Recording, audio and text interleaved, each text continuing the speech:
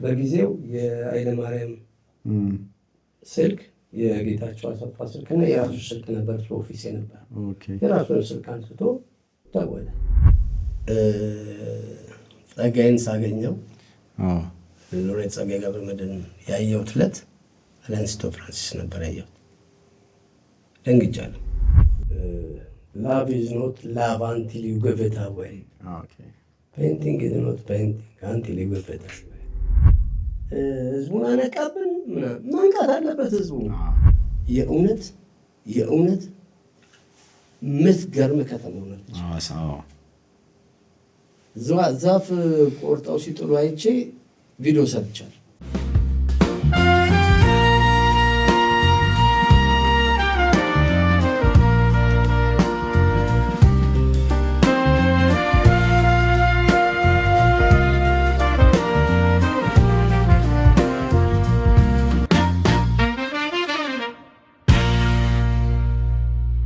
በቃ እኔው እንደዚህ አይነት የሚገጥሙ አሉ። እነሱ ሊስተካከሉ ይገባል።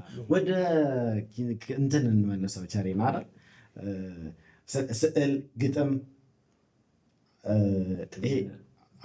ስዕል የትወናውን እንመጣበታለን። ስዕልና ግጥም ብቻውን ሆኖ ቤት ውስጥ የሚያደርጋቸው ናቸው።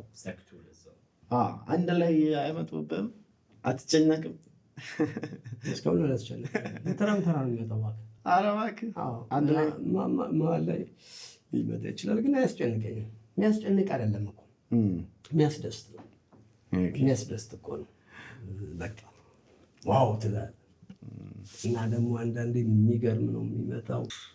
እንዴት ደስ ይላል መሰለህ። ባለፈው እኮ እዚህ እንትን አለን። አንድ ሰኞ ድንገት መጡ። ደስ አይልም? በጣም እንትኑ ካራክተሩ ደስ ይለኛል።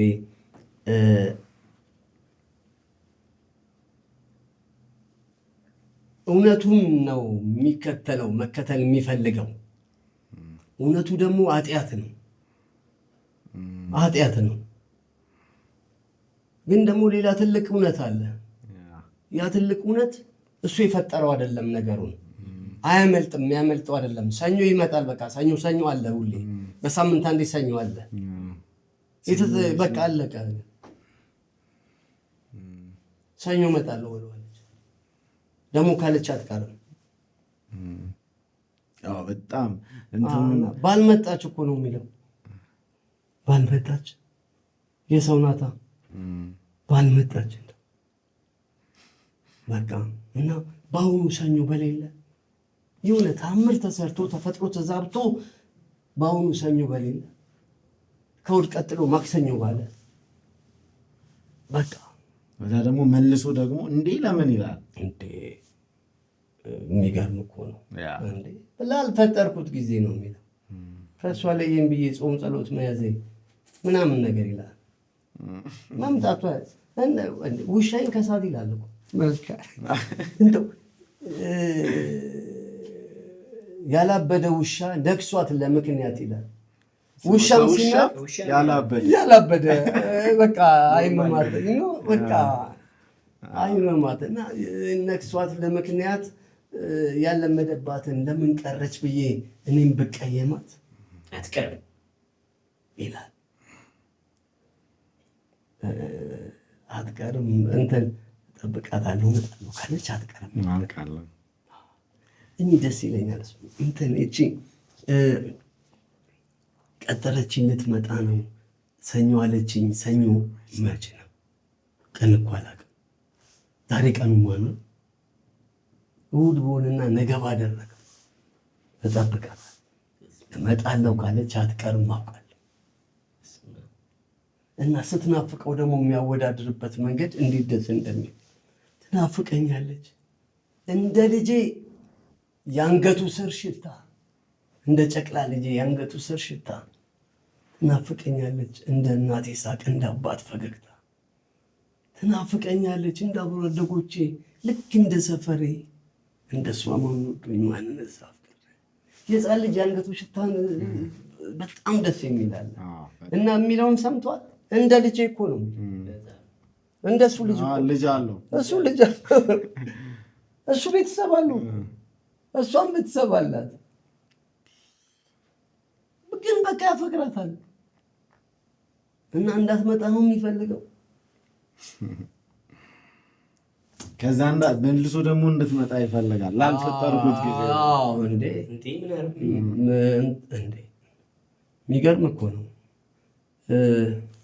ሲጠብቃት እራሱ እኮ አለ ማክሰኞ፣ ሮብ፣ ሐሙስ፣ ዓርብና ቅዳሜ ሁሉም ማጨር ናቸው። እንደው ድንገት ቢረዝም ምናልባት እሑድ ነው። ሌላው የሰኞ ሰዓት እስከምትመጣበት ስማ፣ ከሰኞ እስከ ቅዳሜ ያክላል እኮ ከማክሰኞ እስከ ቅዳሜ ያክላል የሰኞ ሰዓት። ሰኞ ነው የምትመጣው አይደል? ያቺ ሰዓት አንድ ሰዓቷ አንድ ቀን ናት ምናምን ናት፣ ትረዝማለች እኮ ማክሰኞን ታክላለች፣ ሮብን ታክላለች ምናምን ሰዓቷ። ሌላው የሰኞ ሰዓት እስከምትመጣበት አንድ ደቂቃ ስንት ሰዓት ነው ምናምን የሚል 60 ምናምን። አዎ እሷ ጠፋች፣ እሷ ስንኝ ጠፋች፣ አጠፏት እንትን አንድ ደቂቃ 60 ሰከንድ ነው ያለው። ተቀጥሮ አያውቅም እንዴ? ሰከንድ ብቻ ነው እንዴ? የረጅም እኮ በቃ እንደሱ አይነት ሰው ስላልቀጠረ ነው ወይ እመጣለሁ አላለችውም አይነት ነገር ነው። ደስ ይላል እሱ ግጥም። እንደዚህ ቁጭ ስትል ስዕል ስትል ግጥም፣ ግጥም ስትል ስዕል ይመጣል ነው። ደስታ ነው፣ ፌስታ ነው። ይሄ እኮ እንትን በጣም የሚያሳዝነው ልቡ ጋር ያለው ትክክል አይደለም የሚለው ልብ አለ። ለምሳሌ አንዳንዴ አፌ ግን ይገርማል፣ ባልሽ ደህና ነው ወይ ልጆች ምናምን ብሎ ይጠይቃታል። ጤንነቱ ቤቱ ደግሞ እሷኑ ነክቶበት አሁን ምን ይባላል ደህና ነው ወይ ማለት በሽተኛ ነህ እኮ ነው የሚለው የራሱና እሷን የወሰደብኝን ጤንነቱ እኮ ነው የሚለው። ጤንነቱ ቤቱ ደግሞ እሷኑ ነክቶበት አሁን ምን ይባላል ደህና ነው ወይ ማለት። አዛኝ እንዴት እንደሚያናድድ እኮ በጣም እኮ የሚያበሳጭ ልጅ እኮ ነው። አፏው በኋላ ላይ ግን የሚመጣበት መንገድ ይገርማል። የትኛው ጨርቄ ነው ይላል እንዴ? ያልፈጠርኩት ይህን ጊዜ ሰኞ ይመጣል። በቃ እንደገና ደግሞ ለተወሰነ እኔ ላልፈጠርኩት እድሜ መንገዴን በሙሉ አስቀድሞ ዘላለሜን ለሰራ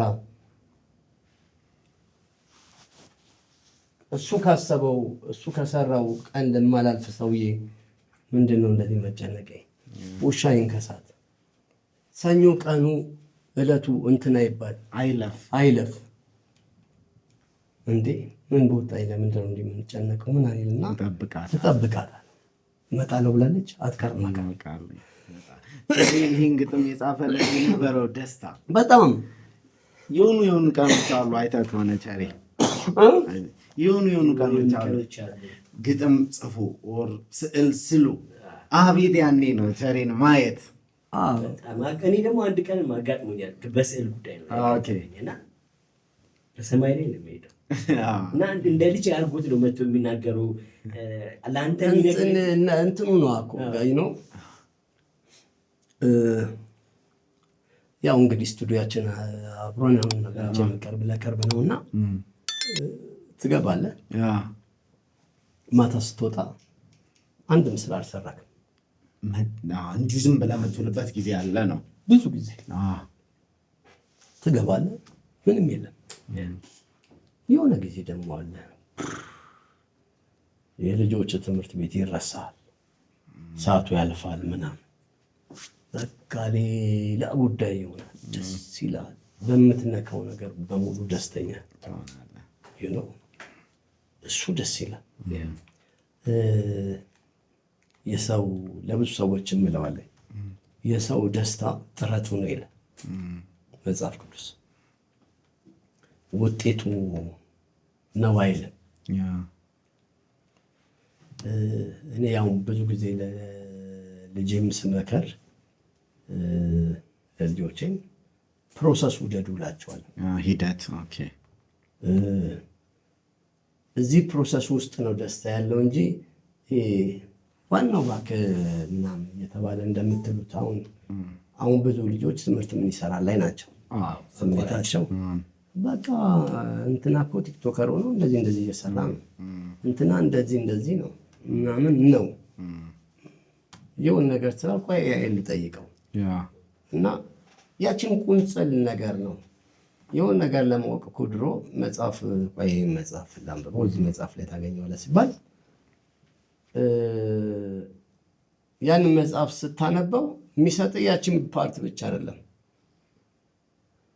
ብዙ ነገር ነው የሚሰጥህ። በብዙ ነገር ነው እውቀት የሚኖረክ። ሙሉን አንብበው ኮንቴንቱ ላይ ራሱ ሄደህ ስለዛ ነገር ቁንጽል ነገር አታውቅም፣ በደንብ ታውቃለህ።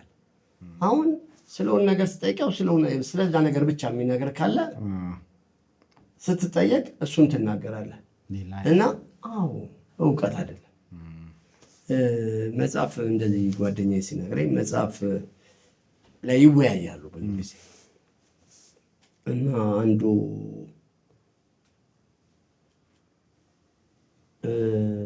ጋሽ ፋሲል ማን ነው ፋሲካ ወደለለኝ የእሳቸው መጽሐፍን እየተወያየንበት አለ። አንዱ በደንብ አወራ አለ ስለ መጽሐፉ። ከዛ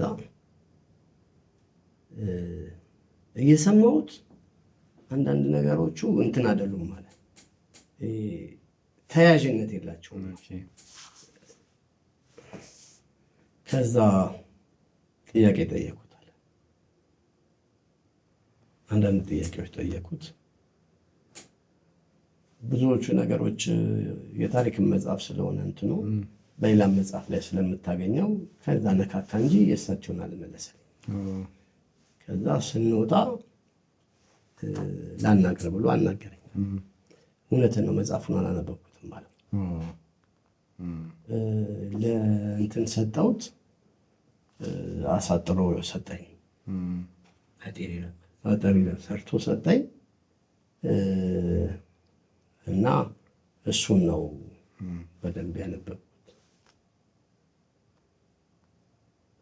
ዩሲ ግልብ ነው፣ እውቀቶቻችን ግልብ ናቸው። ኢንፎርሜሽን እውቀት አይደለም። እውቀትም ከሆነ በጣም ትንሽ እውቀት ነው ብለህ ዲቴል እንደምታውቀው ሰው አሁን ሶሻል ሚዲያው እንደዛ ነው ያደረገ። ሶሻል ሚዲያው መጽሐፍ ተጨማሪ እውቀት መረጃ ብቻ ሳይሆን የሚሰጥህ ተጨማሪ ማሰቢያ መንገድም ነው የሚሰጥህ። ማሰቢያ መንገድ ነው መጽሐፍ ማንበብ ማለት ማሰቢያ፣ ሌላ ተጨማሪ ማሰቢያ መንገድ ማግኛ ነው። እሱን ነው የሚሆንልን እና እነዚህኞቹ የሆነች መረጃ ይሰጡናል። ምናልባትም አሁን እዚህ ጋር ቢጠይቀኝ እዚች ጋር መልሼ ቀጥዬ መረሳት መረጃ ነው የሚሰጡኝ ሁሉ። መጽሐፍ ግን እንደዛ ትዕግስቱስ ደግሞ በዛ ላይ አንድ ነገር ላይ የመቆየት ከዛ ጋር አብሮ የመዋሃድ የመብሰልሰል። አሁን እኮ አትብሰለሰል። አሁን ያሁኑ አሪፍ ነው ማሰላሰል በሚለው አስበውና እንትን የሆነ ነገር ታነባለህ፣ አንዳንዴ ይዘው ታድራለህ ጭንቅላት ውስጥ ታድራለህ። ስፔሻሊ እንደነዚህ አይነት መጽሐፎች ደግሞ የሚታዩ ናቸው፣ የምታውቃቸው ሰዎች ናቸው ምናምን። ሜዳ ቴኒስ እንጫወት ነበር ሲልክ ታየዋለህ። መንግስቱ ኃይለማርያም ሜዳ ቴኒስ ምናምን የምታውቃቸው ናቸው። ስሉም የሰጡ ምናምን እና ግን ነጠላ ምናምን ስትወስደው አንድ ሙሉ ታሪኩ የለህም። በዛ ልክ የተጻፈ መጽሐፍ እንደዚህ ይሆናልና ልጆቻችን አሁን እየተሸወዱ ያሉት እሱ ነው። ይኸውልህ አይወቁት አይደለም ስለ ያይን ይወቁ፣ ኢንፎርሜሽኖችንም ጠይቀውት ያረጋግጡ ምናምን። ግን በሆነ ነገር ላይ እውቀት ቢኖራቸው ኦልራውንድ ቢሆኑ አሪፍ። በተረፈ ግን በሆነ ፕሮፌሽን ላይ ራሱ ቢመጡ በጣም ዲቴል የሚያውቁት እውቀት ቢኖራቸው አይ ቲንክ አሪፍ ነው። አሁን በቃ ውጤቱ ላይ ናቸው። እዛ ድረስ ከምንሄድ እንደዚህ በቃ አለቀ። ዋናው ሳንቲሙ ነው፣ ብሩ ነው። በቃ እንደዚህ በታክሲ የሚያቀጣጥራሉ እና ጊዜው ነው ባይተወይ ይሄኛውም ነገር የኛ ሀገር ችግር አይደለም፣ የዓለም ነው። ድሮ መጽሐፍ ባቡር ጣቢያው ባቡር ሲሄድ ሰዎች ቢዚ ናቸው፣ መጽሐፍ ላይ ናቸው። ከገልፍሬንዱ ጋር ከሆነ ገልፍሬንዱን እንጂ እያደረገ ነው የሚሄደው ምናምን በቃ እንደዚህ አብዛኛው መጽሐፍ ከያዘ ይይዛል፣ ያነባል። አሁን ኖ ሾርት ፊልም 1 ሰዓት ከ30 ደቂቃ ማን ያህል ፊልም ሾርት ፊልም ሲያዩ ነው። እኔ ልጄ እንደዛ ብላኛለች። አይ እኔ የምፈልገው ሾርት ሙቪ ነው ብላኛለች። የምን ሙሉ ፊልም ሙቪ ማለት ናት አንዱ 15 ደቂቃ ምናምን አሉ አባባ ምናምን ብላኛለች። እና በቃ በጣም ነው እንትን የሚለው ረዘም ያለ ነገር አይፈልጉም። በጣም ሾርት እንትን ናቸው። በዛው ልክ ደግሞ ውጤት ላያተኩሩ ናቸው። ውጤት መጥፎ ባይሆንም ደስታን ግን አይሰጥም። ደስታን የሚሰጠው ፕሮሰስ ነው። ልጆቻችንን በዚህ ደረጃ ማስተማር አለብን። እውቀቱ ይኖራቸው የሚኖራቸው ማወቅ መጥፎ አይደለም፣ ግን ዲቴይል ነገሮችን እንዳያውቁ ካደረጋቸው እሱን እንዴት እንደሚያመልጡት ያው አጋዥ ያስፈልጋል። ቤተሰብ ለቤተሰብም እኮ ትልቅ ስራ በጣም ዘመኑ ያመጣቸው ፈተናዎች ስላሉ አሁን እኮ ለመዝናናት እንኳን መዝናናት አይቻልም።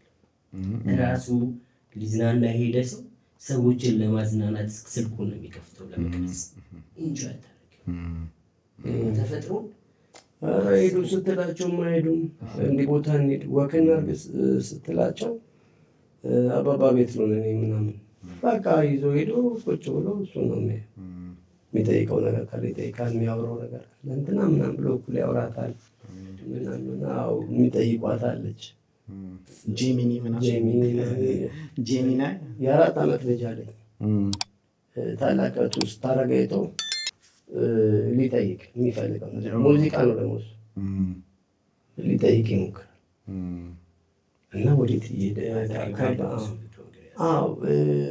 ጉብዝና አለው እኮ ግን በዛው ነገሩ ይርቃል።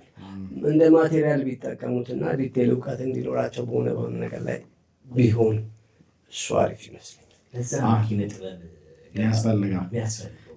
ከፍተኛ ኃላፊነት ቤተሰብ ጋር አለ። ከዚያ ደግሞ እንደዚህ ያሉ ጉዳዮች አንድ ስዕል ላይ የምታጠፋው ጊዜ፣ አንድ መጽሐፍ ላይ የምታጠፋው ጊዜ በመጽሐፍ በመሳልም ውስጥ አንተንም ትሰራለህ። ሌላ አቻሪ ወደ ቅድሙ እንመለስ። ጠብቀህ ቀኑን ሙሉ ሳትስል ልትወጣ ሁሉ ትችላለህ ያልክ ነው። ወደዚህኛው ጨዋታ የመጣው ብዙ ቀን ያጋጥማል። ብዙ ቀን ሳይሆን ለወራትም ያጋጥማል።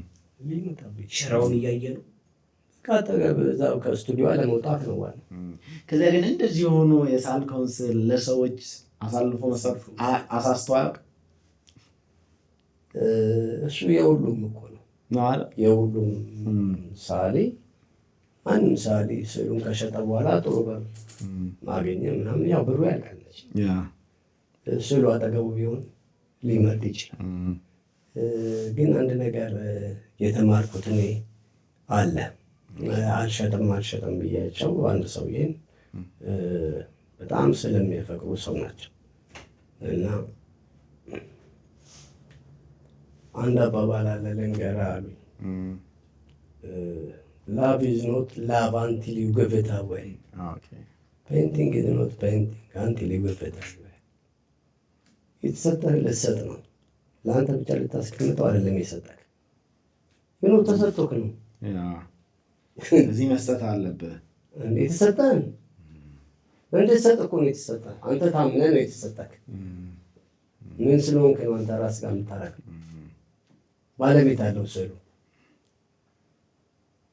እኔ ብዙ ጊዜ እላለሁ የዛሬ 10 ምናምን ዓመት የተሰራ ስዕል ባለቤቱ ይመጣል እና ይህን ነው የምፈልገው ይላል።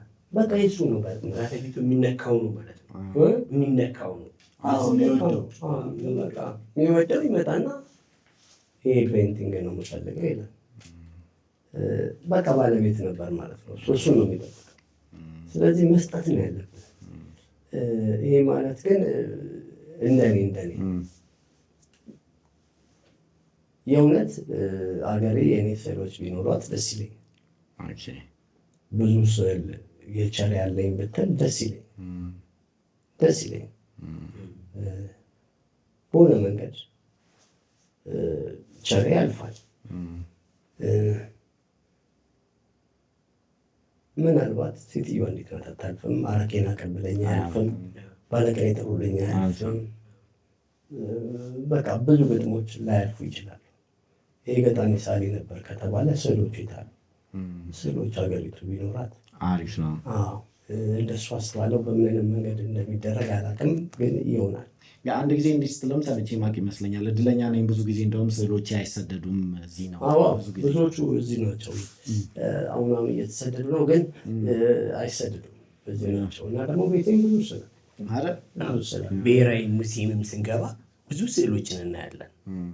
እኔ ገርመኝ ነበረ። እንደውም እኔ ብሔራዊ ሙዚየም ለመጀመሪያ ጊዜ ስዕል ግድግዳ ላይ እንደዚህ በስነስርዓት ቀርብ ያየሁት እና የብዙ ሰዎችን ስዕል ነው የሚሳለው የሚገኘው እዛና ልክ እንደዚህ ቅርጽ ሆኖ ቢቀመጥ ይቀመጣል። ብዙ ሳሌዎች አሉ። አሁን በእኔ ባቾችም በምንም አሉ ጀግና ሳሌዎች በጣም የሚገራሉ። አሁን ደግሞ የመጡ ወርቅ ልጆች አሉ። እርግጠኛ ነኝ የኛው ስሜት አላቸው። ተማሪ ያለው ራሻዩን ማንቱን አላውቅም።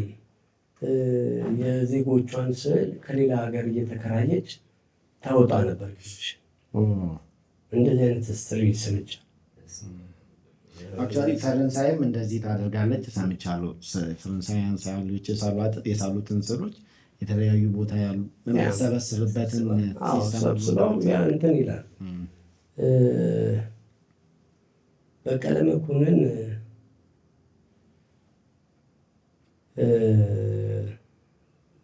ሳሊ ነው፣ ቀራጺ ነው። የሚገርም ገጣሚ ነው። የሚገርም ገጣሚ እሱ የገብረ ክርስቶስን ስራ ይሰበስብና ሰብስቦ ነው ያወጣው። ከየእንትኑ ስዕሎቹ ግጥሞቹ ኦልሬዲ ብዙ አሉ። የእሱን ስራዎች ሰብስቦ ለህዝብ ያውቃል እና አንድ ሰው ተገኘ ማለት ነው። ያለፈ ሳሊን ስራ የሚያወጣ እና ግን በህይወት እያለን ደግሞ ማድረግ ያለብን ነገር ካለ እሱም ብናደርግ ለሀገር መጥፎ አይደለም፣ ጥሩ ነው። ለሚመጣው ትውልድ ጥሩ ነው። ቸሬ የሚባለው እኮ እንትና ይኸውና ይላል። ማን ነበር ስሙን የጻፈው? የሱስ ልኮ ለእኔ ጥቅም ላይ ኖሮ ይችላል ተባለ ደስ በቃ አለቀ። ጣጣዬን ጨርሼ ሄጃለሁ እና ምንም እንትን የለውም። ምናልባት በምድር ላይ ስዕል እንደዚህ ጊዜ የሚደነቅ አፕሪሼት የሚደረግ እንደ ጥበብ የሚታይ ከሆነ አናውቅም እኮ ነገር ጥበብ የሚባለው ነገር ምን እንደሆነ አናውቅም። አሁን ግጥም፣ ስዕል፣ ሙዚቃ ምናምን የሰዎች ሀሳብ ፊሎሶፊዎች ምናምን ሁሉ ጥበብ ናቸው። አሁን ናቸው ነገ አናውቅም። ግን ቢቀመጥ ምናልባት ጥበብ ከሆነ ይታኔ ወይም ሰዎች ይህን ነገር ጥበብ ብለው ያስቡ ነበር የሚል አንድ አስተሳሰብ ካለ ቢቀመጥ ያኔ እኔ እንኳን የሚቀመጥ ይመስለኛል። ብዙ ነው ደግሞ በጣም ቶሎ ብዙ ስዕል አለ። ስዕሉም ጽሑፉም የሚኖረን ይመስለኛል።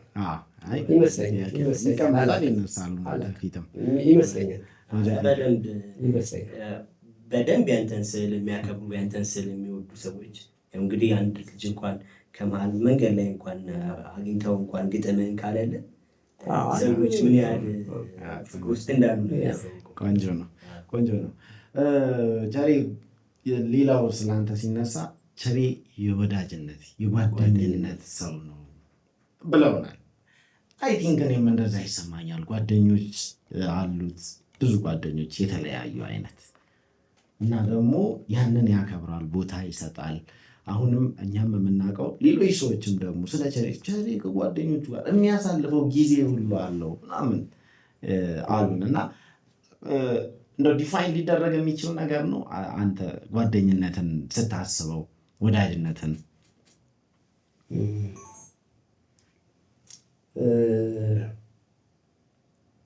አንዳንድ ነገሮች ያው ሲወሩ ገንን ይላሉ ይላሉ። እውነቱ እሱ ነው እና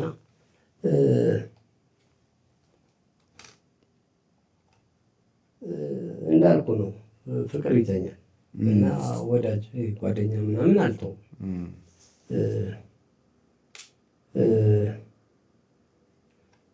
በቃ እንደዛ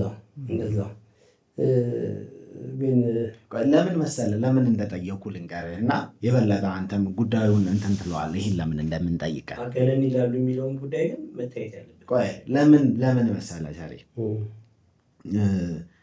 አሁን ሰዎች ግለኝነት፣ ይሄ የግል ነገር መፈለግ፣ የሆነ ነገርን ለራስ ማድረግ፣ ብቸኝነት፣ የሆኑ ቴክኖሎጂ ውስጥ መቅረት ምናምን ከሰዎች ጋር ያለን የእርስ በእርስ መስተጋብር ማህበራዊ ግንኙነት ምናምን እየቀነሰ እየጠበበ መጥቷል። የጓደኝነት ሰርክል ራሱ በጣም እየጠበበ፣ የወዳጅነት ሰርክል እየጠበበ ምናምን አንዳንዴ ምናምን የሚገናኙ ሰዎች እንደዚህ እየሆነ ነው። በጓደኝነት ውስጥ በወዳጅነት ውስጥ ደግሞ በጣም ብዙ ሼር በራሱ ጓደኝነት በራሱ ምናልባት ጓደኝነት ለሀገራችን ለብዙዎች ችግሮች መፍትሄ ሁሉ ሊሆን ይችላል። የተለያየ ማንነት፣ አስተሳሰብ፣ ሁኔታ ውስጥ የሚገኙ ሰዎች ወዳጅ ሆነው የሚቀጥሉበት እውነት ነው ምናምን። ያንን ነገር ሰዎች አክብረው ዋጋ ሰጥተውት ሲያስቀጥሉት ሲኖሩት ማየት እንዲህ ለሚያየው ሰው ቀላል ሊመስል ይችላል፣ ግን ቀላል አይደለም እና እሱኛውን ነገር ማግኘት ስለፈለጉ እሱን ማለት በቃ አንዱ ቁስለኛ ነኝ እኔ።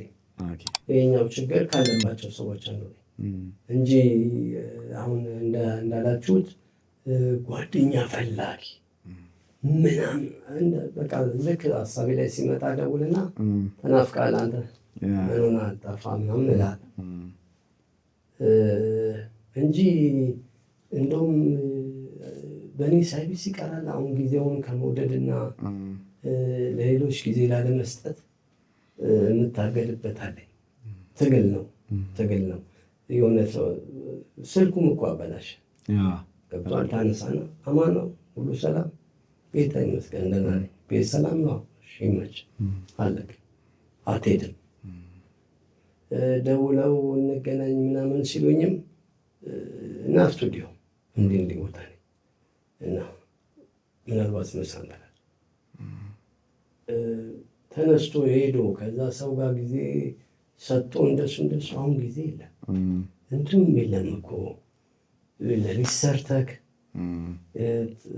በአሰራም የሆን ነገር ስትጎረጎረ እኔ ቀን ነበር ምተኛው እኮ አሁን እኮ ነው ቀን ስቱዲዮ መግባት የጀመርኩት እንጂ ቀን እኮ እንቀርፋም ሌሊት ነበር የምሰራው እና ሌሊቱንም አሁን ደግሞ ችግር ምንድነው ሌሊቱ አልተወኝም። አሁንም ሌሊት መተኛት አልችልም። ስለዚህ ቀንም ስራ ነው ሌሊትም እንደዛው ነው እና ሰው የምትፈልግበት አይደለም ግን እንዳልኩ እደውላለሁ ፍሮም ዘ ስክራች እንትን የለኝም የዛሬ 2 ዓመት ከሆነ አንተን ያገኘው ሳገኘ ምንም በቃ አዲስ ነገር የለም እና ምናልባት እሱ ነገር አለ። በቅርብ አንድ ወንድሜ ደወለልኝና ሴት ልጅ መጥተዋል አለኝ ወልዶ ማለት ነው። ስማ በቃ እኔ በወልድ እንደዚህ ደስ አይነት እንዴት እንደስ እንዳለ ሌሊቱን ሙሉ ደስ አለ። ካየው ስንት ዓመት ቢሆን ምናልባት ዓመት እና በዓመት ውስጥ አንዴ ለብዙ ዓመት አላየሁትም። የሆነ ነገር ላይ ተነዳው እና ሰላም ነው አማን ነው ምናምን እንደዚህ እና የሆነ እንጂ በአካል በጣም ልክ ይሄኛው አጋጣሚ ግን ሲመጣ ደስታውን እና በቃ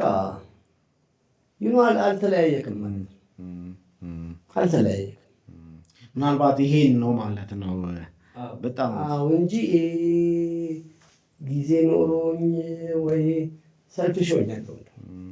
እንደውም በጣም የሚያሳዝነኝ ልጆቼ ናቸው። እኔ በፊት አሁን ስቱዲዮ እዚህ ከመምጣቴ በፊት ቤቴ ስለሆንኩ ልጆቼን በሰፊው አገኛቸው ነበር።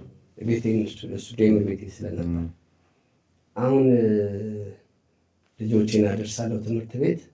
በተቻለ መጠን ራሴ ለመመለስ እሞክራለሁ። ያቺ ሰዓት ናት ያለች እና ጊዜ የሰጠዋቸው አልመሰለኝ። እሱ እንዳይጎዳኝ በኋላ እፈራለሁ። ሰልሻ ነው ያው የኔ ስራ ይፈልጋል እና እንዴት ማኔጅ እንደማደርገው እሱን ነገር ግራ ገብቶኛል። ምክንያቱም ሁሌ የምታገኛቸው ልጆች ስትሰራ እንዳይረብሹ ግባ ዳይ ግባ ደብተርህን አታነብም አንቺ ምን እየሰራሽ አታነቢ ምናምን ትላለህ። እንዲወጡ ልክ እኮ ነው። ከዚህ ግን አጠገባቸው አሁን እሱም የለም ስራው እዚህ ሆኗል ምናምን እና እንደምታስበው እንትን አይደለም። ተጋኗል መለሱ እኔ ተጋኗል የሚባለው ነገር ላይ ኦልሬዲ በደንብ የሚያውቀው ስሜቱ ያለው ሰው ቸሬ እንግዲህ ባለቤቱ ይሆናል ስሜት። እኔ አሁን አንዳንድ ነገሮች ሰዎች ለአንተ የሚሰጡት ነገር ወደ አንተ የሚያመጡት ወይ ደግሞ ቸሬ እንዲህ ነው ምናምን የሚለው ነገር አንተ በኖርማል ላይፍ የምታሳልፈው ህይወት ሊሆን ይችላል። በጣም አንድ ሰው ፍቅር የተጠማ ሰው አካባቢ በጣም ብዙ ሊኖር ይችላል። ያንተን አጠገቡ ያሉ ሰዎች የማይሰሙት ሰዎች ሊኖሩ ይችላሉ እና አንዳንዴ የሚያጋንን ሳይሆን ሰውየው የሚሰጠው ያለው ቦታው ይመስለኛል። እንደዛ ነው የሚያጋጥመኝ። ያው ስንገናኝ ጥሩ ጊዜ ያሳልፈናል ማለት ነው እንጂ እንትን አሁን ተገኗል የምለው የሆነ ጊዜ ለሰው መስጠት ብዙ እንደውም ክፍተት አለ ችግር አለ።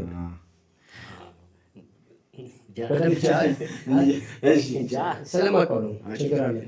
አሁን የምንጠይቅህን ጥያቄ ምናልባት አትወደው ከሆነ አላውቅም፣ ግን መነሳት ስላለበት እንደውም አንድ ጊዜ እንዳለ ጌታን ስም ሁሉ አንስቼ ልንገርህ። እንዳለ ጌታን ስጠይቅ ቸሬ ግጥምን ኢትዮጵያ ውስጥ ያስከበረ ሰው ነው ብሎኛል።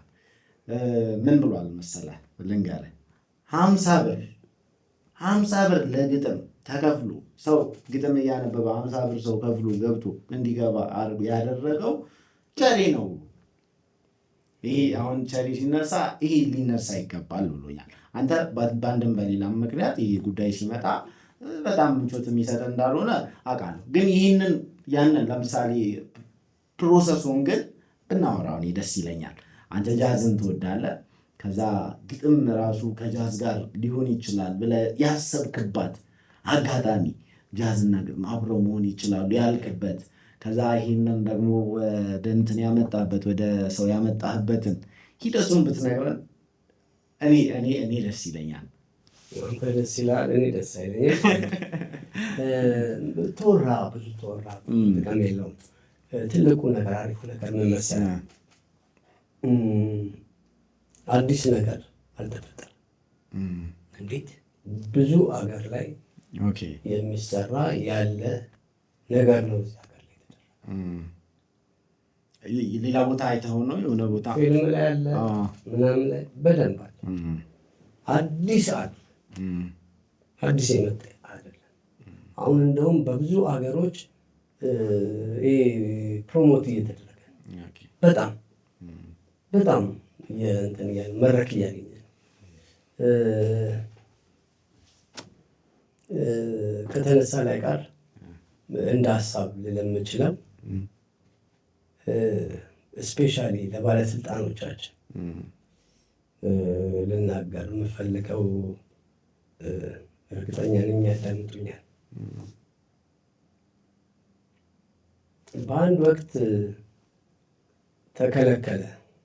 ይህንስ በፊርማ ሆነ በምናምን ሆነ በቃ አንድ ቦታ ላይ ካቀረበው የሚቀጥለው አይቀርብም። እንደዚህ አይነት ነገር ሆነና ደግሜ የማመሰግነው አንደኛው ገነት ናት፣ ግን ጓደኛዬ ናት። ሁለተኛው ጌታቸው ረዳ ኦፊስ ሄድኩኝ። ኮሚኒኬሽን ነበር እሱ። ሄድኩና ነገርኩት እና እየፈረምኩ ነው የማነበው። ስለዚህ ሜቴሮሎጂ ጋር ጥቁር አንበሳ አንድ እናንተ ኦፊስ አለ፣ እዛ እየፈረምኩ ነው የማቀርበው። እንደገና ደግሞ አንድ ሆቴል አሁን ተነጋገር ለአመት እንትን ካልን በኋላ ሁለተኛ ዙር ብሎ አናነብም። በቃ እዛው እንዴ በተዚህ መንግስት እናገራለን እንዴ ይላል። እና በቃ ፖለቲካ ያደርጉታል። ስለ ኑሮ ውድነት መውራት ፖለቲካ እውነት ሰው ሰራሽ ችግር ካለ ሰው ሰራሽ ችግር ነው ማለት ፖለቲካ አይደለም። ሰው የሰራውን ስህተት ማረምና ያንን ነገር ወደ ችግር እንዳይመጣ ማድረግ ነው። ይህንን በግጥም በጥሩ ግጥም ደስ በሚል መስመሮች መግለጽ ኢንተርቴን ያደርጋል። እና ጌታቸው ረዳ መፈረም የለብንም ነበር። እንደገና ደግሞ አሁን እኛ የምናስብ ታውቃለህ፣ የህዝቡ ሀሳብ ምንድን ነው? ህዝቡ ምን እያሰበ ነው ሚለውን ማወቅ እንፈልጋለን። እና ይህ የእናንተ መድረክ እጅግ በጣም ወሳኝ ነው እና ከአመድ የሚከለክል የለም አለኝ። ስልክ አነሳ፣ ደወለ። በጊዜው የኃይለማርያም ስልክ የጌታቸው አሰፋ ስልክ እና የራሱ ስልክ ነበር፣ ኦፊስ ነበር። የራሱን ስልክ አንስቶ ደወለ። ይህን የሚያውቁት እሱ ነው። አነሳና ደወለ። በቃ አወራቸው በሚገባቸው ቋንቋ። አንድ ቀን ተከልክዬ አላውቅም። ይገርማል። አሁን ተከልክሏል። ጦቢያ ቆሟል። አንዳንድ ቦታ ላይ የተወሰነ ልጆችም ያቀርቡታል። መቆም የለበትም። ማከለከላቸው ማስረጃ ሊባል ይችላል። ምንም የኛውን መጠየቅ አግባብ አይደለም። በቃ መስራት አልችልም። ይፈቀድ። ህዝቡ ምንድን ነው የሚያስበው? ባይዘው አንዴ እየተወያየን ነበር በዚህ ዙሪያ እና እኛ ቤት አባቴ አርፎ ለቅሶ መጥተው ነው እና እንትንን አንደኛው ሀሳብ ልጅ ነው በጣም ምን አለ፣ እንደውም እናንተ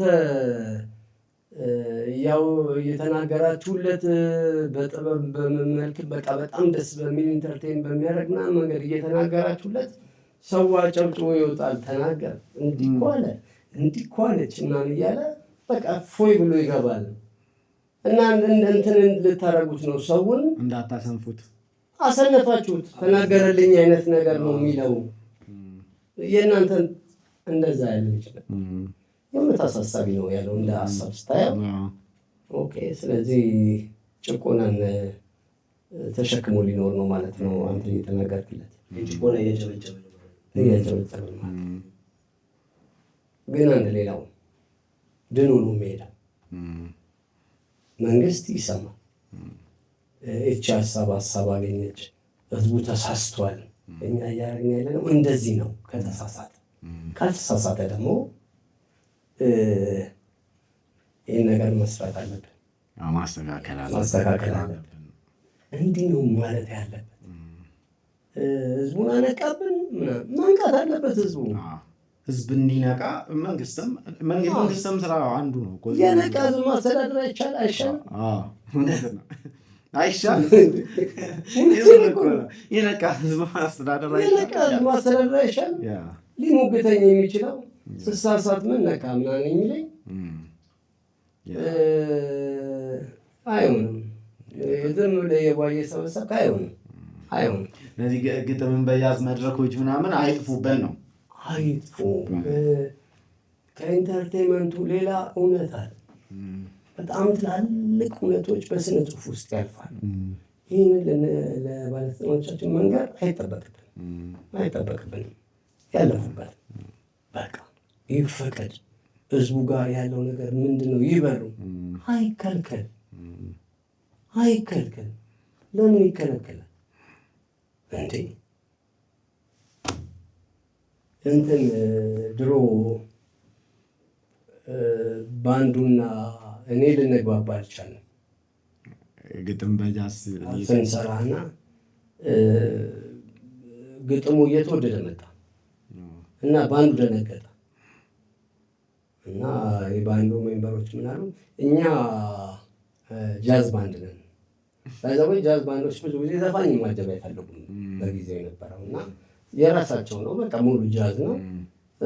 ሶሎ የሚጫወተው ይጫወታል፣ ያይነቱ ሶሎ ይጫወታል። በጣም ደስ የሚል እኮ ነገር ጃዝ የሚባለው እና ኢምፕሮቫይዜሽን ምናምን በቃ እስከር ነው የሚያደርገኝ። ግን እኔ መጣሁ፣ እኔ ቆምኩ፣ ግጥም ተወደደ እዛ ቤት።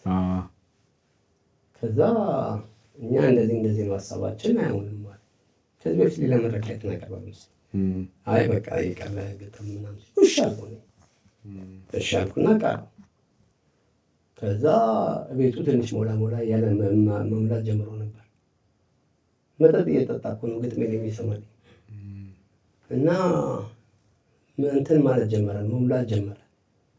ከዛ እኔ ስጠፋ ደግሞ ጠፋ ሰው እና በዚህ እድሜያችን በየቡና ቤቱ በየፓርቲ ቤቱ ምናምን አንሄድ። እናንተ ጋር መተን ነበር ምንዝናና፣ ጃዝ እንሰማለን፣ ግጥም ደግሞ ነበረ። ልጁ ጠፋ አለችው። ባንከር ናት፣ ፍራንክ ሊያወጣ ሄዶ ወረፋ እያሳለፈችው አንዴ ላናገር ማናገረው ጉዳይ አለ እያለች ከኋላ ያለውን ትሰራበታለች። ኧረ እባክሽ ወረፋዬ ነው እቸኩላለሁ ምናምን ጠይቋ እንዴ የምጠይቅ ጥያቄ ስላለኝ ነው ብላ ይህን ያለችው። ለምን ልጁን ቻሪን እንትን አላችሁት? ዩሲ ሰው ምን ያህል እንደሚፈልግ አንድ ሰው ፍለጋ ከዛ በኋላ ጣርተው ተጠይቀው ይቀጥል። ልጆቹም አሪፍ ልጆች ነበር፣ በጣም የሚገርም ኤኒዌይ ቢቀጥል አሁን ጦቢያ በጣም ጥሩ ስሟል። ቢቀጥል በዛ ጉልበት በዛ የተደራጀ ስራ ላይ የነበረ በደንብ እየሰራ የነበረ ሰውን ኢንተርቴን እያደረገ እያነቃ ይሄደን እንዴት ታስቆማለህ? እኔ ብቻ ነኝ ትክክል ነው? አንተ ትክክል አይደለም? መድረክ አዘጋጀት፣ እነሱን የምትቃወምበት፣ የእነሱን ሀሳብ የምትመታበት፣ ልጆችን አዘጋጃቸው። በጥበብ ማለት ነው። እዛም መቅረብ ከቻሉ ሀሳባቸውን የሚያቀርቡበት ይደረግ በጥበብ በቃ እንዴት ሆነ ቆረጥ አለ። ይህ ትክክል አልመሰለኝም እና እንደ ሀገርም ትክክል አለ። የእውነት ልጆች እኮ አሉ በቃ በግጥም ያበዱ እንዴ። በቃ እነሱ የሚያነቡበት መድረክ ቢፈጠር ጥሩ ነው። ምንም አንድና ሁለት የለውም። የእውነት ይቀጥል።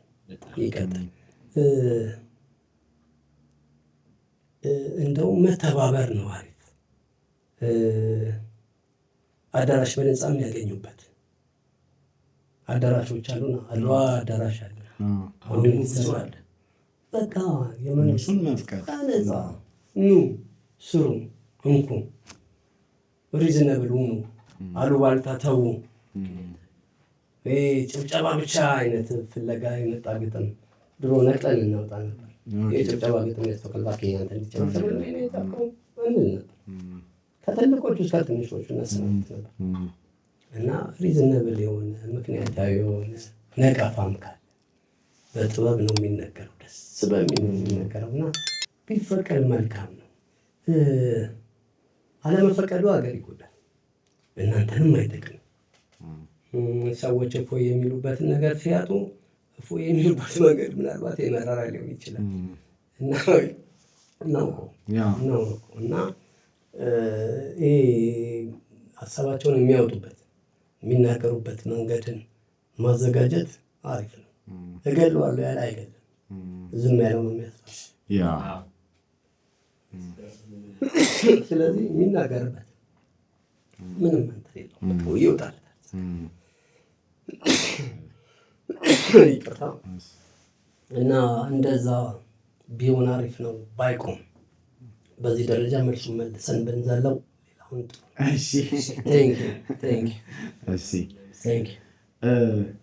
ጥያቄ የለህም አንተ ጨርሰሃል? አይ እኔ ምን አስብ መሰለህ፣ ይሄ የአርት ጉዳይ ላይ በጣም ብዙ ልጆች ከቸሬ በኋላ መድረክ አግኝተዋል፣ ራሳቸውን አሳድገዋል፣ በጣም ብዙ መንገድ ሄደዋል እና ቸሬ የራስህ የሆነ ፍሬ አለ ብዬ አስባለሁ። ከተማሪ ከግጥም በጃዝ በኋላ በጣም ብዙ ነገሮች እኛም እዛ ውስጥ ነው። እንግዲህ እኔ ያሰላ ልጅ ቢሆን ነገር ግን ስለዚህ ጉዳይ አውቃለሁ ማለት ግጥም ምናምን እንዳለ አትሊስት አውቃለሁ እና ግጥም ላይ ሻይን አድርጓል የሆነ ነገር እና እንደዚህ ወጣቶች እነዚህ ገጣሚያን ምናምን የየራሳቸው ወርቃማ ጊዜ አላቸው ወይ? ለምሳሌ አሁን እንደ ጸጋዬን ከላይ እንጠራለን በጣም መጣለን አይደል? የእኛስ የዘመን አሉ እኮ ወርቃማ ጊዜ አለ። ማንቶ ማንዘለው ጀግና ገጣሚ ያለን እኮ በእውቀቱ አሁን ስዊድን ሄዶ አቀረበ፣ ስፔን ሄዶ አቀረበ ምናምን። ከዚህ በፊትም አይ ቲንክ ሬዚደንሲ ፕሮግራሞች ሳይካፈል ይቀራል መሰለኝ። እንደዚህ በቀላሉ የምታገኘው ነው ይሄ ፕሮግራም። መንገዶች አሉት ምናምን፣ ግን ተመርጦ አሁን ቤስት በቃ እና ጀግና ጊዜዎች ልጆች አሉ። ወርቃማ ጊዜያቸው ነው። ምን ያህል ወርሺፕ አድርገናቸዋል ሌላ ጉዳዩ ነው።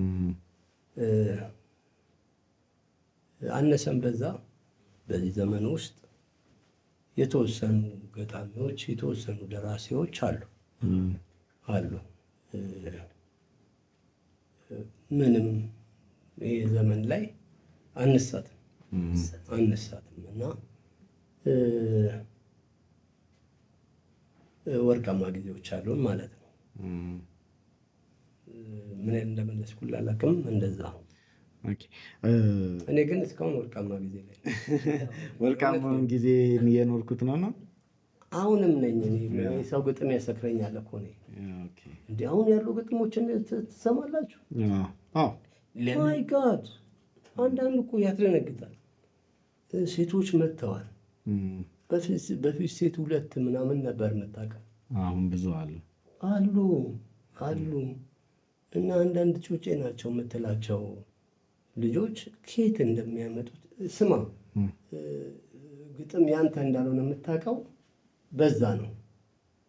በቃ ክው የሚያስብል ግጥም ወጥቶ ያውቃል። በቃ ድንግጥ በጣም ደስ በሚል ቸሬ ስለ ማድነቅ ሲወራ ቸሬ በጣም አድናቂ ነው። ባህል ማዕከል ለምሳሌ ቆሞ ሁሉ ሲነበብ ይቀዳ ነበር። አንተም ከሚያነባ አንተ ደሞዝ ጎሽሜ፣ በእናንተ ጊዜ ሌላ ቴዎድሮስ ጸጋዬ፣ በጣም የሚገርም ጊዜ ነበራችሁ። ይርጋገላ ዳዊት ተስፋዬ ራሱ ከእሱ ጋር ያደረጋችሁት ቆይታ ላይ ይህን ስታነሳ ሰምቻለሁ። ነበሩ ብዙ ነበሩ። ሙድ የሚባል ነበረ፣ ነፍሱን የማረው ኢንተርቴን የሚያደርግ ደሞዝ ጎሽሜ እንትን ፊሎሶፊዎች አሁን የሚጽፋቸው የሉም አድርገዋል። ፊሎሶፊዎች ነበሩ፣ ሀሳቦች ነበሩ የሚጽፋቸው እና መጨረሻ ላይ ነበር የሚቀርቡ። ሰው ኢንተረስት ነበር የእሱን መስማት፣ የኔን የእሱን እንደዚህ ያደረጉ ነበር። ቴዎድሮስ ጸጋዬ አሁን ቅኔ ፍቅር የሚል ጽፏል። በስመ አብ ወወልድ ወመንፈስ ቅዱስ በኤአይ ቪዲዮ እየሰራላቸው የሚለቃቸው ለምን ለዘፋኝ አልሰጠቀውም ብዬ ጠየኩት። ምን አለ? ያልተመቸው ነገር አለ ማለት ነው ከዘፋኞች ጋር። በደንብ ዲቴል አላወራን። ስማ እንዴት እንደሚያፈቅራት ቅጽበትን ይዞት እኮ ቅጽበትን ቃላቶቹን በሙሉ ብታያቸው መስመር እያንዳንዱ መስመር የሚያስደነግጥ ነው። እወድሻለሁ ለማለት በስመ አብ የሚገርም ቴዲ በጣም የሚገርም ጉልበተኛ ገጣሚ ነው። በጣም ግን እንደዚህ በቃ በዚህ ልክ የለም። እንደ አሁኑ ጽሑፍ ፍቅር እንግዲህ ቴዲ ከሰማን ይሰማል።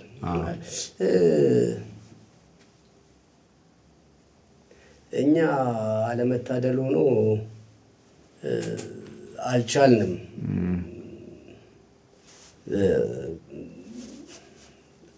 አንተ እኔን የማትወደኝ ከሆነ እኔ አካሄድ እንድትኖር አልፈልግም፣ ወይ እኔ አንተ አካሄድ እንድኖር አልፈልግም።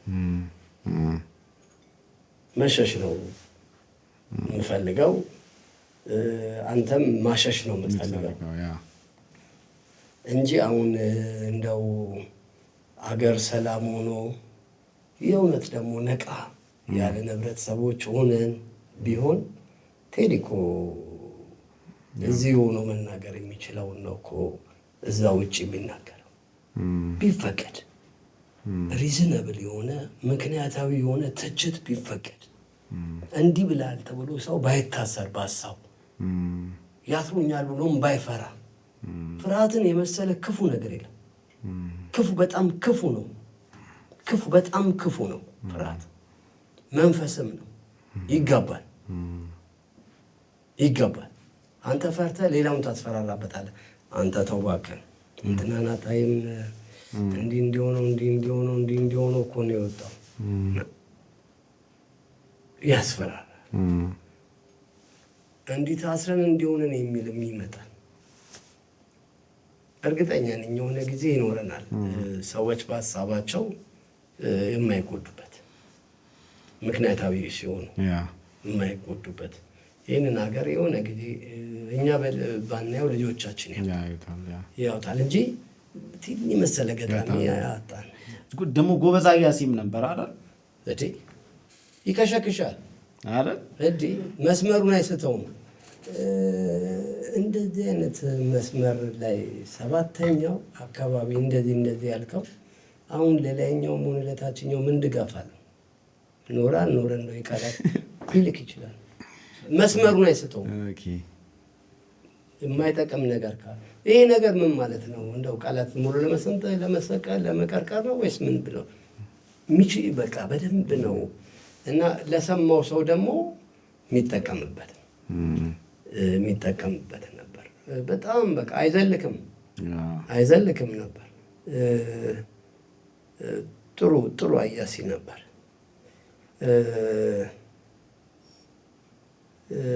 አይዶን ነው እንዴት እንደሚሆን ግን የእውነት የሚናፍቅ ነው። ባህል ማዕከል የነበራችሁ ጊዜ አትናፍቆም? እንደው ስሰማ እኔ በኖርኩ ቢሉ ብዬ አስባለሁ። ያ የነሱ ጊዜ ላይ በቃ የተፈቀደው ያ ጊዜ ነበር የተፈቀደው። ሌላ ደግሞ ምዕራፍ አለ። ጥሩ ጊዜ ነበር ያሳለፍነው። ጎረምሳ የሚሉ ግጥሞች ነበሩን ምናምን በደንብ ጎረምሳ ስለ ሀገርም የእውነት ደስ የሚል ግጥሞች ነበሩ። እኔም ነበሩኝ። የጎረምሳ ግጥም ስትል እዛ ባህል ማዕከል አሁን በአንተ ጊዜ ስትየዋ እንዴት ነች? እዛ ነው አይደለም ወጥቼ ነው። የጎረምሳ ባህል ማዕከል ብዙ አለ።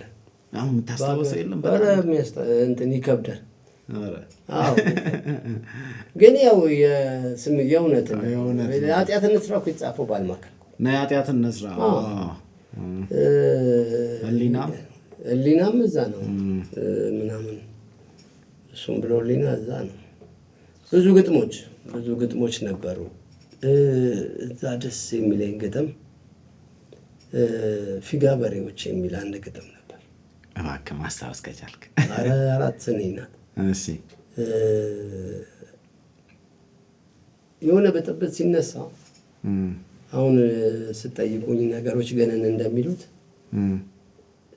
የሆነስ ልጅ በጠረባ ተመቶ ከሆነ የሚቀጥለው ወሬ 6 ኪሎ የተመታ በጠረባ ተመቶ አንድ ተማሪ እንትን ካለ በጠረባ በጫማ ጥፊ ደረቱ ላይ ቆሞ ምናምን የሚለው 4 ኪሎ ይደርሳል። የተመታው ጫማ ጥፊ ሊሆን ይችላል። እና 93 ላይ ኃይለኛ ብጥብጥ ነበር። ኃይለኛ በቃ ቀውጥ የሆነ ጥል ነበር። እና 1 ዓመት እኮ ተዘግቷል ትምህርት ቤቱ። ተማሪ ተዘግቶበት ወጥቷል። አርት ስኩል ብቻ አልወጣም። የተወሰኑ ልጆች ታስረው ተፈቱ ምናምን አልተቀጥሎ ነበር። ሌሎቹ ግን ካምፓሶች ተዘግተው ነበር። እንደገና 97ም መጣ። 97ም ሌላ ቀውጥ የሆነ ግን የዛኔ ምን ሆነ? አሁን እንዳልኩክ ተማሪዎች ተደበደቡ። ስፔሻሊ አንድ በጣም የሚያሳዝን ታሪክ የነበረው የሆነ ማየት የማይችል ሰው ወሬ ሆነ እየደበደቡት ሲሮጥ ከዛፍ ነው የሚጋጨው። ሲሮጥ እና እየተጋጨ ራሱ እያለ መጡት መሰለኝ። አሁን እንዴት ምናልባት አንድ የመተውት ከዛፍ ሲጋጭ 10 ሆኖ ሊሆን ይችላል የኛው ታሪክ። ከዛ ችሎት ከዛ ሲጋጭ ምናምን የሚለው ነው የሚሰማው እና እነሱ ታሪኮችን ሰማው ምናምን።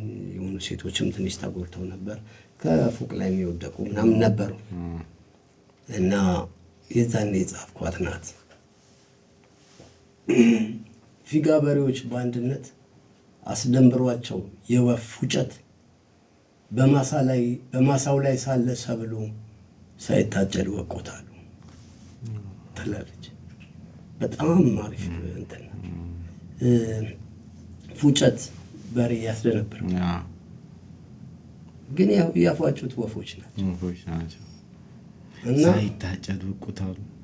ማሳው ላይ ወጡ እና ያልደረሰ ሰብል ያልታጨደ፣ የደረሰ ሰብል ያልታጨደ ገብተው ዱቄት አደረጉት። ፊጋ በሬዎች በአንድነት አስደንብሯቸው የወፍ ፉጨት በማሳው ላይ ሳለ ሰብሉ ሳይታጨድ ወቆታሉ። ትምህርት ቤት ውስጥ ገብተው ዱቄት ያደረጉት እና እሷ ተጻፈ። እንደዚህ አይነት ጽሁፎች ነበሩ ደሳስ የሚሉ።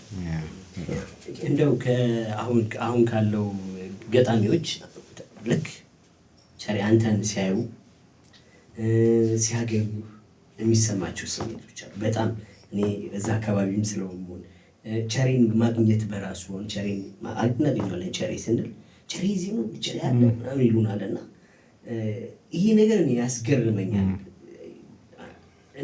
እንዴት ነው ከአንተ እንትን መስማት ይፈልጋሉ? ለምሳሌ ቸሪ መጽሐፌን አነበበልኝ፣ ቸሪ መጽሐፌን አገኘሁት የሚለው በጣም ነው የሚያበረታው ወጣቶች።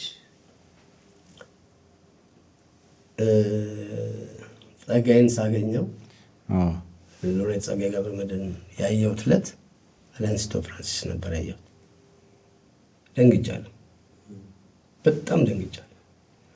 በጣም አሁን ራሱ አይኔ ላይ ያለ ከስካርፑ ካፖርት ቴክሳስ ኬፕ ጫማው የሆነ አልጋ የዘመተኛበት የሚያክል የሆነ ትልቅ አድርጎ የሚያክል ጫማ፣ በጣም በቃ ግብዳ ጫማ ትገባነተኛበት በጣም ትልቅ ነው ጫማ እና እሱ ጸጋዬም ረጅም ጎብጧል እና ስማ የነበረኝ ድንጋጤ ልነግራችሁ በጣም ነው የደነገጥኩት። ሙሌንም ሳገኘው ደስ ብሎኛል። እንደ ጸጋዬ ደስ ብሎኛል። ይህ የሁሉም ገጣሚ እንትን ነው። በቅርብ ግጥም አነበብኩና ፌስቡክ ላይ ፖስት አረኩት።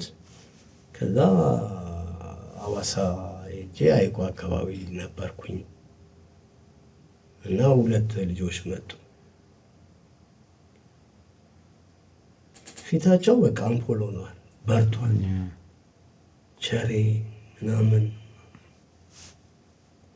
ያው እኔ እግዚአብሔር ወዳለው እያለኝ ነው የምለው።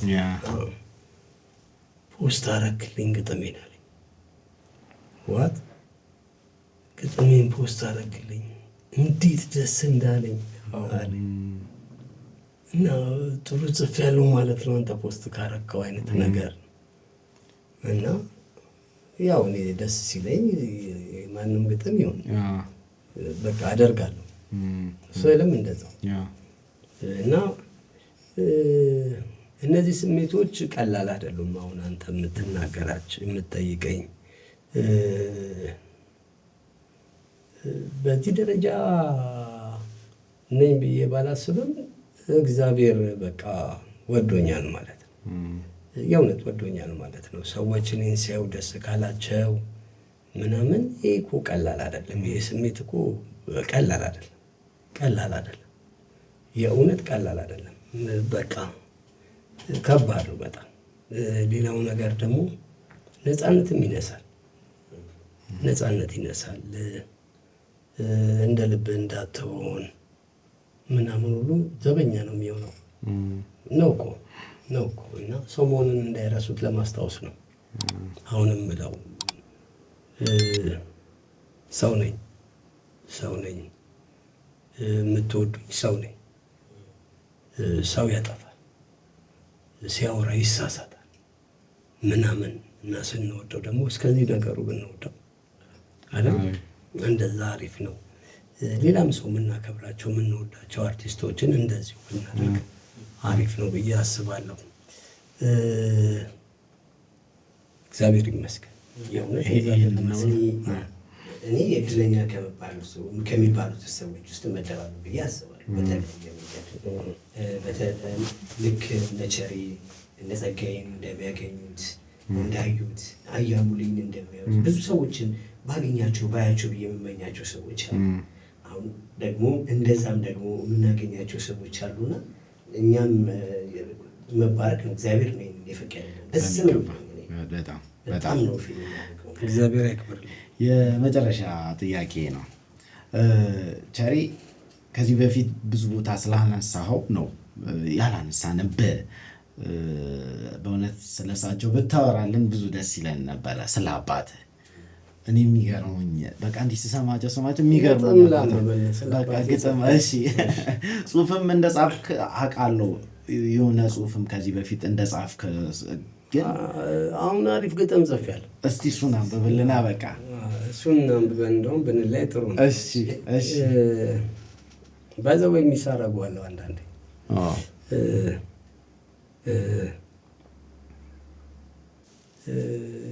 በሆነ መንገድ መገናኘት ቢቻል ይገርማል። አሪፍ ነበር፣ የእውነት አሪፍ ነበር እና የሚሳረጉዋለሁ እና በቃ በጣም ኤኒዌይ የኔታ ልጅ ነኝ የሚል ባይዘው ግቢያችን የሚጠራው የኛ ግቢ የኔታ ግቢ ተብሎ የኔታ ግቢ ነው። እንደገና ደግሞ ጂቦይስ ይባላል። ጂቦይስ የጉራጌ ልጆች ብሎ መሻውል ጋዜጠኛው እሱ ነው ጂቦይስ ብሎ እንትን ያለው። አሁን ነፍሱን ይማረው በቅርብ አርፏል። መሻውል አሪፍ ጋዜጠኛ ነው፣ በጣም አሪፍ ጋዜጠኛ። ኤኒዌይ የኔታ ግቢ ነው ግቢው እና የሚያስቅ ነገር ልንገርህ። ሽንት ቤቱ ይሞላል ሳምታይምስ እና ትቦ ወደ ሌላ ቦታ ይሄዳል እና ራሱ አባዬ ሲናገር ነው የሰማሁት። እና ከሽንት ቤት ፈንድቶ ወደዛ ሲሄድ የኔታ ግቢ ነው ካካው የኔታ ግቢ ነው እና አባዬ ስቆ መጥቶ እዛ ሰፈር እንደዚህ ነው የሚሉት እኮ አይገርም። ያስቃል። ያው ሊትራሊ ቃላትን መጠቀም ብዙ እንትን ባይሆን እውነቱ ነው። ኤኒዌይ የኔታ ልጅ ነኝ እና እያንዳንዷን መስማት ቃላቱ የኔታ ልጅ ነኝ። የዕጣን ጠባሽ የሬሳ መሪው በእምነት አይኑ ያየ የጭፍራ ጅራፍ ኢየሩሳሌም ሳይወለድ እስራኤልን ሳያውቅ የሚሳቀል ጎልጎታ ጫፍ በኤፌሶን ቢያልፍ አንዴ ወስኖኛል ብሎ ያልገገመ ያ ዘኬ ለቃሚ ያ የአብ ተላማኝ ስለ እኔ የታመመ እሱ አልፎ በጸሎቱ በረጫው በሌቱ እንባ አከልኩ አባ በዱዓው ዲዳ ንጹሕ ልብ በልዩ ሰላም በአምላክ ቸርነት ተሰፋው ከሩት በጽናት አንዴ ለወሰነኝ የኔ ፍቃድ ምን ቤት ብዬ ሳልሞግተው አንዴ ለወሰነኝ አሁኔን ቀድሞ ላወቀ ለሆነው ላለፈው የምጸጸተው ምን በወጣኝ ምን ተዳዬ የነፍስ አባት ቀለም ያሳየኝ የኔታዬ ሳይመልስልኝ ሳልጠይቀው ስጋውን አፈር አበላው ለነፍሱ የቃል ክንፍ ሰጠው። እኔ ያለው ቀን የሰጠኝን ባራኪ እኔ ያለው እንደ መዳን ቀን አሁንን አምላኪ እኔ ያለው ነው አይደለም ምንም አለመዋገት እኔ ያለው ብይን የሰጠኝ ነፃነት ልኩን ወሰኑን እስከ ቆብ ድፋት ያከበረ ታምኖ በጽዋው የትላንትነቱን በእውነት እየኖረ አንተ እኮ ነህ የኔ አባ እኔም ነበርኩ የኔ ተንባ መምህሬ የኔታዬ አባዬ። በጣም ደስ የልጆችን ስም አለ እዚህ ላይ በዱዓው ዲዳ ንጹሕ ልብ የመጀመሪያ ልጅ ንጹሕ ነው የሚባለው። የአምላክን አውቀዋለሁ። በልዩ ሰላም ልዩ ሰላም ሁለተኛዋ ልጄ ናት። በአምላክ ቸርነት በአምላክ የሚባል ልጅ አለ። የእግዚአብሔር ነው ብለው እኔ በአምላክ ይሉታል ትምህርት ቤት ሩት ባለቤቴ ናትና በዱዋው በጸሎቱ ማለት ዲዳ ንጹሕ ልብ በልዩ ሰላም በአምላክ ቸርነት ተሰፋው ከሩት በጽናቷ ለምናቃት እንደዛ ይላል። በጣም ነው የምወደው። በጣም ጠባሽ ቄሶች ዕጣን ይዘው እንትን ሲሉ አይታል። ወርሽፕ ሲያርናት የሬሳ መሪው ሬሳ ቀብር ሲሄድ ከፊት ይቀመጣል። ካህኑ ነው ወደ አምላኩ የሚወስደው ፊት እየመራ እና ድሮ ወላጆቻችን ሬሳ ሳጥን ሲሄድ ይሳለሙት ነበር። ወደ እውነተኛው ዓለም ነው የሚሄደው ብለው ይሳለሙ ነው። እና ይህንን ነው እሱ ሰውዬ ነው የኔ አባት። ቀለም ያስለየኝ ጌታዬ ይለዋል። ቀለም ያስለየኝ መደመር ምናምን ቁጭ ብሎ ያስለየኝ አባት እና ጀስት ለማስታወሻነት እኛ አንድ ልምድ አለን። ምንድነው? በእኛ ፖድካስት ላይ የተጋበዘ እንግዳችን እሱ የተቀመጠበት ወንበር ላይ ማን ቢቀመጥ ደስ ይለዋል? ቸሪ አንተ የመጣበት ወንበር ላይ ማን ይቀመጥ? ማን ይጋበዝ? እንደዚህ ከእናንተ ጋር ቁጭ ብሎ ሲያወራ እከሌ ነው በሰማው የምትለው? እከሌ በሰማው ከኛ ጋር ሆኖ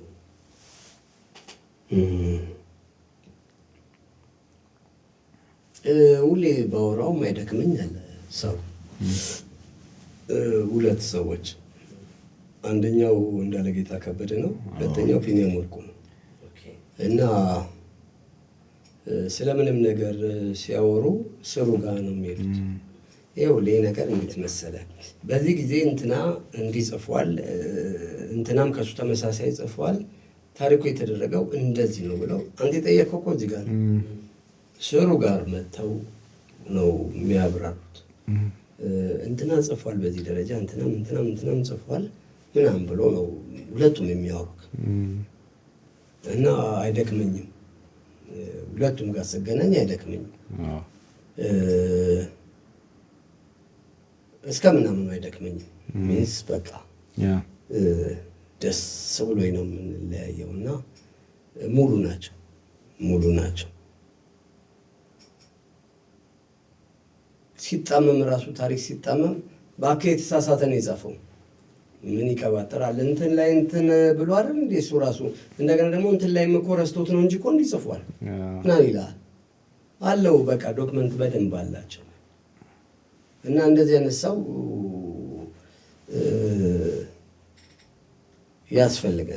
ያስፈልገናል። እነሱን ብትጋብዟቸው።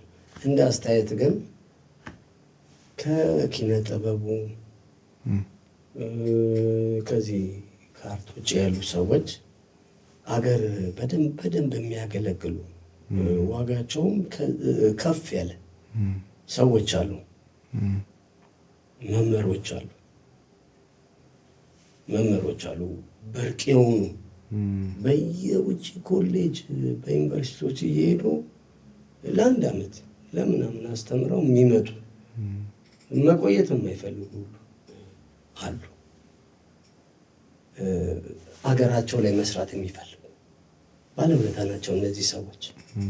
እኔ ብዙ አውቃለሁ እንደዚህ አይነት ሰዎች በፊልዳቸው በደንብ ሀገር እየጠቀሙ ያሉ፣ ብዙ ነገር ደግሞ ጥለው ምቾት ምናምን የሚባለውን ነገር ጥለው በቃ ያገባኛል ስለዚህች ሀገር ስለዚህ ሕዝብ ያገባኛል፣ የእኔ የምለው ወገን አለኝ፣ ያስተማረኝ፣ በነፃ የመጣው ሰው አይደለሁም ምናምን ብለው ዋጋ የሚከፍሉ እና የእውነት ደግሞ የእውነት ከኛ የበለጠ እጅግ በጣም ትልቅ ጥቅም የሚሰጡ አሉ። አፈንፍናችሁ እነሱን ብታቀርቡ ቆንጆ አስተያየት ነው። አዎ በጽድቅ የሰራ ባለስልጣን እኮ ይኖራል። በጽድቅ በጡረታው ጊዜ እንደ ማንኛውም ሰው ሊጎዳ የሚችል ሲሾም ያልበላ ሲሻር ምናምን የሚለውን የደደብ መፈክር ነው ብሎ በጽድቅ ያገለገለ ታማኝ የነበረ ያመነበትን የሰራ ያመነበት ህዝብ ላያምንበት ይችላል። እሱ አምኖበት ባመነበት ያገለገለ ህዝብ ይሳሳታል። ባይዘው ህዝብ መመራትም ያለበት ህዝብ እንዲመራ አለመጠበቅ አሪፍ ነው ብዬ አስባለሁ። ህዝብ አይመራም፣ መሪ አለው። መሪው ደግሞ ሀሳብ አለ፣ ፖሊሲ አለ። ላመነበት በአቀቁ ነው፣ ሳይዘርፈው ሳይቀማው ህዝቡን ሳይበድለው አለ እኮ እንደዚህ አይነት ሰው በየቢሮ በራሱ ቢሮ እያደረ ሀገር ይሰራል። አፈንፍነው አምጡና ጋብዙት። እውነቴን ነው። ጋብዙት። አፈር ላይ እየተኛ ጦር መርቶ ሀገር ያቆየ የሆነ ሰው አለ። ሌባ ያልሆነ በግፍ ተራ ውስጥ የሌለ የማያውቀው ሰፈሩን የግፍን አለ። አፈንፍነው ጥሩት። ባለውለታ ነው እሱ። እሱ በሰራው ሀገር ላይ ነው የቆመው። እሱ አፈር ልሶ ምናምን ስኳር ምናምን በአፈር በልቶ እንደዚህ ሰምቼ አውቃለሁ አሉ። እነሱን ጋብዟቸው ለሀገር ይሰሩ። አርት ላይ ያለ ብዙ አለ። እሱ ጠያቂያቸውን ብዙ ነው። አሁን የኛ ጠያቂ ብዙ ነው። የእውነት ስለማከብራችሁ ስለምወዳችሁ መጣው ብዙ ሰው ይደውላል እና እባክህ እንግዳ እናድርግ ምናምን አልሄድም። ምን ሰርቼ እሄዳለሁ? የሰሩ አሉ። ገና የሆነ ልጅ ብቅ አለ ቸሪ ተብሎ እሱን ነው ቸሪን ብቅ ያደርጓሉ። እነሱን ጋብዟቸው። በአርት በኩል ያሉትን ጓደኞቼን ነው የጠቆምኳችሁ። ግን ሞር ደግሞ ከእነዚህም ልጆች የበለጠ ለሀገር ባለውለታ ሰዎች በደንብ አፈንፍናችሁ ብትጠይቁ አታጡም። ደግሞ በዚህ ደረጃ እንዲህ ነው የሚባል ነው። እነሱን ብታቀርቡ አሪፍ ነው እላለሁ። እግዚአብሔር ያክብርልኝ። እንግዳ ስላደረጋችሁኝ እወዳችኋለሁ። እግዚአብሔር የእውነት ሀገራችንን በሰላም ይባርክ። አንድ ሳልናገር የማላልፈው ነገር ይኖረኝ። ሐዋሳ ነበርኩ ወይም 2 ቀንና ሐዋሳ ብዙ እመላለሳለሁ። የእውነት የምትገርም ከተማ ነች ሐዋሳ። ዛፍ ቆርጠው ሲጥሉ አይቼ ቪዲዮ ሰርቻለሁ፣ አስታውሳለሁ ቲክቶክ ላይ። አዎ ዛፍ አትንቀሉ፣ ዛፉን ማዕከል ያደረገ ስራ ስሩ ብዬ የእውነት ያሳዝናል። 100 ዓመት ምናምን ነው የሞላው ዛፍ ነው እንትን ያሉት እና ተናድጄ ነው ሄድኩኝ። ይህን 2 ቀን ወካረ እንዴት እንደሚያምር የተሰራው ስራ በጣም ዛፍ መነቃቀሉን የምታውቀው ሐዋሳ ሙቀት አያቃጠልም፣ ይሞቃል። ኃይለኛ ሙቀት አጋጠመኝ። የዛፉ እንትን ነው ታውቃለህ? እርግጠኛ ነኝ አሁን ይተከሉት አለ። ከ5 እስከ 6 ዓመት በኋላ ያኛው አየር ሊመጣ ይችላል የምናውቀው። ግን በጣም መመስገን ያለበት የሆነ ግሩፕ አለ የሰራው እዛ። በጣም ደስ በሚል ሁኔታ ነው የሰሩት። በጣም ድሮም ሐዋሳ ናት፣ አሁን ሌላ ሆናለች። ማይ ጋድ በጣም ደስ የሚል እና ደስ ስላለኝ ለመመስገን ብዬ ነው። ሰውን ያማከለ ነገር እንደሚኖር ተስፋ አለኝ። እንደ አዲስ አበባ ሰው እንዳርጥሎ ከተማ ማስዋብ አይደለም። እኔ አዲስ አበባ ይከፋኛል፣ ያሰማጣት እኔ ይከፋኛል። ወንድም ሽንት ቤት የሌለው ህብረተሰብ ነበር። አሁን ሽንት ቤት ሰጠ ነው። የእሱ ጥያቄ ሽንት ቤት አይደለም። ህብረተሰቡ አብሮ መኖሩ ነበር፣ እድሜ ነበር። ሞቱ ሄደው ሽማግሌዎቹ ምናምን አለቁ። ከ4 ኪሎ ከምን ሄዱት እና ብቸኝነት ያዛቸው። አንዱ እንደዚህ አይደለም። ያምራል ከተማው፣ እውነት ነው። በቃ ቤስት ነው፣ ጥሩ ተሰርቷል። ግን የወደቁ ሰዎች አሉ፣ የተጣሉ ሰዎች አሉ። መሰረተ ልማቱ ሳይሟላ የሆነ ቦታ የተወረወረዋል። እና የተሰራውን ስራ ሙሉ ለማድነቅ የኛው ይሞላ ነው፣ ሌላ አይደለም። እንደዚህ ቢሆን ሰውንም ያማከለ ቢሆን ሙሉ ይሆናል ነው። አዎ ከአሁን በኋላም ደግሞ የሚፈርስ ሰፈር ካለ ሰፈሩን አፍርሶ እዛው ላይ መስራት ከቻለ ያንን ህብረተሰብ አንድ ላይ ቢያደርገው እኮ ሀገር ይጠቅማል። ለምን ይበተን? እዚህ ከሚሆን አብሮ ቡና ሲጠጣ ይዋል። እናቶች እኮ እድሜያቸው ነው። 1 ኪሎ ቡና ይዤላት የምሄደው እኮ ከጎረቤቶቿ ጋር ልጠጣው ነው። ጎረቤት አጣ ብቻዋን ልጠጣ እኮ አይደለም።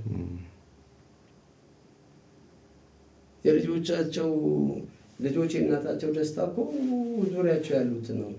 ሴኪዩር ናት እናቷ። የትም ቦታ ብትሄድ ኧረ እንትናለች እያለች እኮ ትኖራለች። ምክንያቱም አብረው ነው የኖሩት ለብዙ ዓመት። ያንን ህብረተሰብ ከማጥፋት አሁን እንደ እርማት ማፍረስ ብቻ አይደለም፣ ራሱን ሙሉን አንድ ላይ እናድርግ፣ እዛው ላይ እንስራለት። የ6 ወር ህንፃ እያየን አይደል? መኖሪያ ቤት በቃ ልካ ሰብስቦ ለማስቀመጥ ህብረተሰቡ እንዲቆይ ለማድረግ እድል አለ። እንደዛ መስራት ይቻላል። አለቀ። ትናንትና እዛ ጓሮ ነበር ሰውየው፣ አሁን እዚህ ላይ ነው የሚኖረው። እንዲባባል መባባል ይችላል። የተረፈው መሬት መንግስት እንደፈለገ ያልቃል ወደ ላይ ግን አብረው እንዲኖሩ መፍቀድ እና ደግሞ አካባቢ እንደ ሰው ይናፍቃል። ከዛም በላይ እኔ በህልሜ ሰፈሬን ነው የማየው፣ መርካቶ ነው የማየው። ሁሌ ከስባንን ህልም የማየው ሰፈሬን ነው የማየው። አካባቢ እኮ የሚገርም ነገር ነው። የምንረግጠውን ድንጋይ እኮ ጨለማ ውስጥ ምን አይነት ቅርጽ እንዳለው እናውቃለን። ከልጅነታችን ጀምሮ ሄደንበታል፣ እናውቀዋለን መሬቱን። ከዚህ ተነቅሎ መሄድ እና የሆነ ቦታ ላይ አንድ ላይ እንኳን ቢያደርጉን አካባቢው ይናፍቃል። እስከና አካባቢው ይስጧቸው፣ አካባቢውንም አይቀሟቸው። ተሰራ ፎቅ ለህብረተሰቡ ይሁን።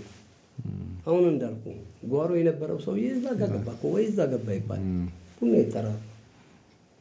አይ ቲንክ ኢትስ ፖዚቲቭ። ወጪም የሚያስወጣ ከሆነ ከፍተኛ ወጪም ካለው ጊዜያዊ ማስፈሪያም ራሱ ጥያቄ ነው አይደለ? እነዚህን ማዕከል ያደረገ የሆነ ነገር ሀሳብ ማሰብ ነው። መፍትሄ አይጠፋም። ብዙ ነው የሚሰራው፣ ብዙ ነው የሚወጣው። ይሄን ማድረግ ይቻላል። በጣም ይቻላል። እና የተሰራውን እንድናደንቅ ይህን ነገር ይጨመርበት። የሐዋሳን ሳላደንቅ ግን አላልፍም። በጣም ደስ ይላል። በጣም እናመሰግናለን። ቆንጆ ጊዜ ነበር። ቴንክ ዩ ወንድም፣ እግዚአብሔር ያክብርልኝ።